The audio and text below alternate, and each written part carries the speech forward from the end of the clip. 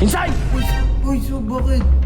Akala mo hindi ko alam pinagagagawa nyo dito sa bahay? Hindi ganyan pagkakakilala ko sa'yo. Napaka-chismoso mong tao, Kuya Insay. Sorry nga pala sa mga na-issue ko na... Anong sorry? Sorry sa mga ginawa ko. Umakyat ka, umuwi ka na, kunin mo yung mga gamit mo. Umakyat ka, Kuya Insay. Umakyat ka, umuwi ka na. Ginagalit nyo talaga si Sob. At kasi ang daming pwede mong i-content, Kuya Inzay, naging chismoso pa ang napili mo. Pwede ka naman magluto-luto na content. O kaya, pwede kang day in your life. Mga ganong content ba? Ba't pinili mo pang yung masuksok na daan yung pinapasok mo, Kuya Inzay? Ayan tuloy, nabigyan ka ni Sob 150. Wag ganun, tol. Sinisiraan mo yung ibang tao na sobrang sama nun, man. So mukhang papalayas na nga ata talaga tong si Kuya Inzay, GG. So yun na nga po mga bossing, kamusta kayo dyan? Eat you boy, boss, sir! Kakarir again. So yun po mga bossing, i-react naman natin yung in-upload ni Kuya Inzay. Kaya ano pang inaantay nyo, umpisahan na natin to. Let's go!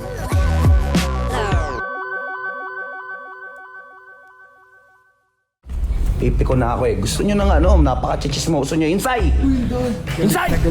Uy, so bakit? Akala mo hindi ko alam pinagagagawa nyo dito sa bahay? Ano so? Wala akong ginagawa. Wala kang ginagawa, napaka-chismoso mong tao. Napaka-chismoso mong tao, Kuya Yeah, Insay. silang dalawa ni Kalabaw. Hindi ganyan pagkakakilala ko sa'yo. Idol na idol kita. Mobile Legends. Ikaw tinitingala ako sa Gusion. Tapos Gusion gods yan, magpapaka-chismoso pre. ka. Oh, si... Para saan? Sa views? Diyos ko, sa tingin mo ba kakagatin ng mga tao yung pinagagawa? Ano yung GGC na yun? Ano ibig sabihin nun? Ganggang chismis so. Ganggang chismis? Ano, mga chismoso kayo? Sumama ka sa akin. Sigang botek. Sumama ka. Sumama ka mag... Akyat. Grabe yung galit ni 150 rito, par. To the highest level. Umakyat ka. Umakyat ka, Kuya Insay. Umuwi ka na. So, Umakyat ka, umuwi ka na. Kunin mo Pinapaakyat lang, tas biglang pinauwi, tol. Naku, GG ka talaga dito. yung mga gamit mo. so. Ayoko so. Umakyat ka. Pumunta ka dun sa Ano magagawa pangalawang ko kwarto. pa? Pumunta ka Pinapauwi na naman. sa pangalawang kwarto, Kuya Insay. Halika. Pasok sa pangalawang kwarto. Pasok. Pasok. Kunin mo lahat ng gamit mo. Lumayas ka na dito. Teka lang so. Alam mo naman nagpapakayo yung pamilya ko eh. Kami pamilya. Pero ba't ganun? Dapat hindi ginawa ni 150 to. Dapat kung galit siya, kinausap niya ng maayos.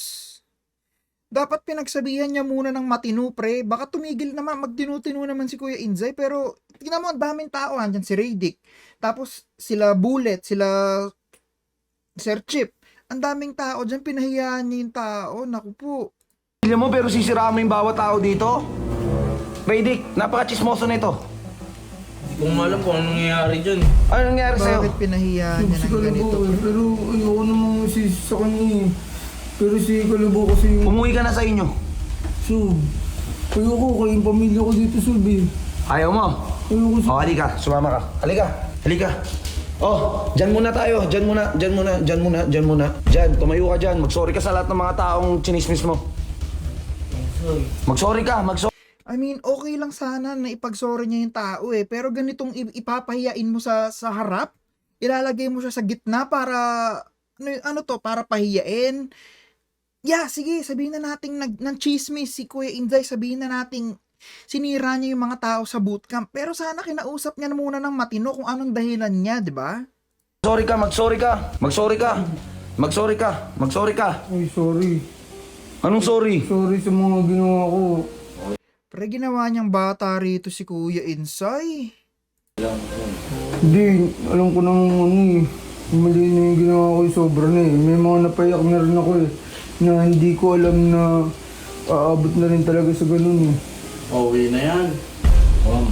Ge, boto kapag mas marami ang pauwiin ko to. Ikaw, Sir Chief. Pauwiin.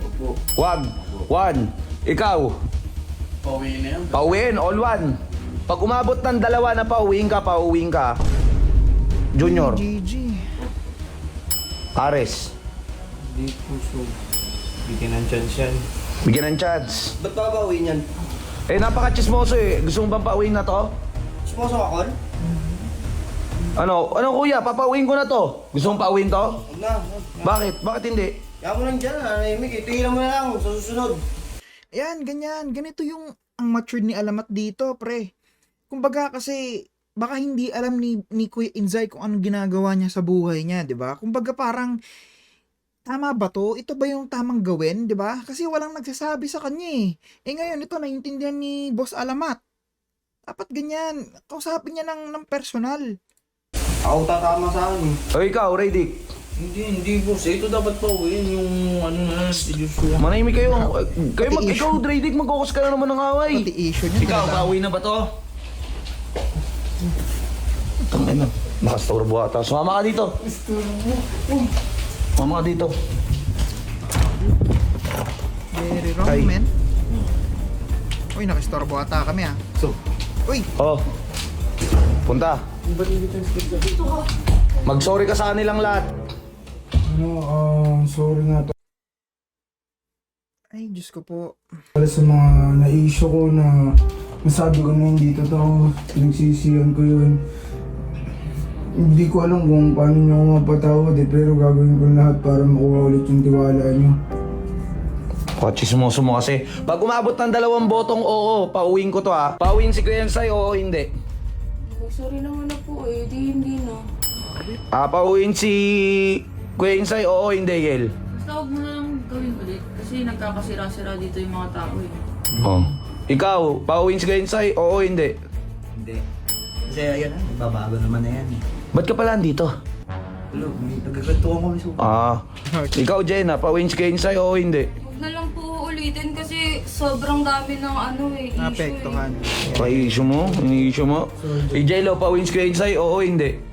Hindi, sa akin lang kasi bago niya kasi sabihin yung mga ganong gawin, syempre dapat kiniklear niyo muna yung mga nasagap niyong balita. Tinan mo, nagkukastuloy ng gulo kayo Omsim, Pero yun, sincere ka naman sa sinabi mo, Matalino sorry, tong kaya si Jello, ako pre. pagbibigyan ka namin. Ikaw, Kulin, Butchik, pauwiin niya si Kuya Ensay, oo, hindi. Eh, best friend ko yan eh. Best friend pala kayo, tapos chinichismis mo yung kapatid ko. Hindi ako chismis naman. Naintindihan ko yun si Quinsa. Umiyak ka. Napanood ko yun. Dahil sa kanya, pinag-aaway pa kayo ni AJ. Kung Kuya Ensay, umayos ka. Mag-sorry ka. Pati sa mga, mag-sorry ka sa mga supporters mo. Sa mga supporters ko, hindi sa mga supporters ng bawat isa sa amin, humingi ako ng sorry. Gagawin ko yung best ko para para makapag-sorry sa kanila, para mapakita sa kanila na yung nagbabago na talaga Tinanggap ako. niya yung pagkakamali. Ngayon, may mission ka sa akin ha. Maganda. May mission ka. Kahit ano yun, so, From now on, wingman ka nito ni Jello, di ka mawawala ha. Nagkaroon pa ng responsibilidad. Huwag ka tumawa. Yan ay Huwag ka tumawa. sorry po. Eto maganda naman yung gustong gawin dito ni Boss 150 eh. Gusto niya magpasorry si Kuya Inzay, tanggapin niya yung pagkakamali niya, tapos magbago, yun lang. Ang hindi lang naging maganda rito mga bossing yung tipong pinahiya niya sa lahat ng tao sa bootcamp. Oo, sige, sabihin na nating naging chismoso si Kuya Inzay. Sabihin na nating pinaiyak niya si Butchik, si Colin. Pinag-away niya si AJ tsaka si Colin. Pero kasi, hindi naman natatama na ipapahiyain mo yung isang tao sa lahat ng mga kasama nyo para lang may mapatunayan ka, may ma-prove kang point. Boss 150, pasensya na, pero ganon kasi ang nakita ko. Kumbaga, imbis na kausapin mo muna siya, tanongin mo yung side niya kung ano yung nangyari sa kanya, bakit niya ginagawa yon, for the views lang ba yon, kung for the views lang yon, tsaka niya gawin kung ano yung alam mong tama. Pero yung papahiyain mo siya sa harap ng mga kasama nyo, mukhang nakakapanlit naman yon, bossing. Nakakaawa naman. Sige, sabihin na natin tinanggap mo si Kuya Inzay sa bootcamp nyo para kasama nyo mag-vlog at saka mabait. Gusto nyo yung pakikisama niya. Pero hindi ko maintindihan kasi bakit kailangan mo siyang ilagay sa sentro ng grupo nyo, no? Dalawa naman silang gumagawa nun. Silang dalawa ni Kalabaw. Bakit si Kuya Inzay lang? Kumbaga, medyo tagilid dun, bossing eh. Ginawa nyo lang ba yung vlog na yun para lang ipasok na magiging wingman siya ni Jello? O hindi ko alam kasi biglang napangiti si Kuya Inzay dito eh. Di ba?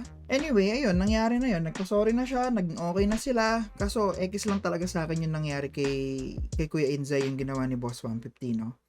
Anyway, mga bossing, sa lahat ng tumapos ng video natin, maraming salamat po. At syempre, huwag nyo kakalimutan mag-like, follow, and share. Hanggang sa muli, alam, Sir TV out. Peace!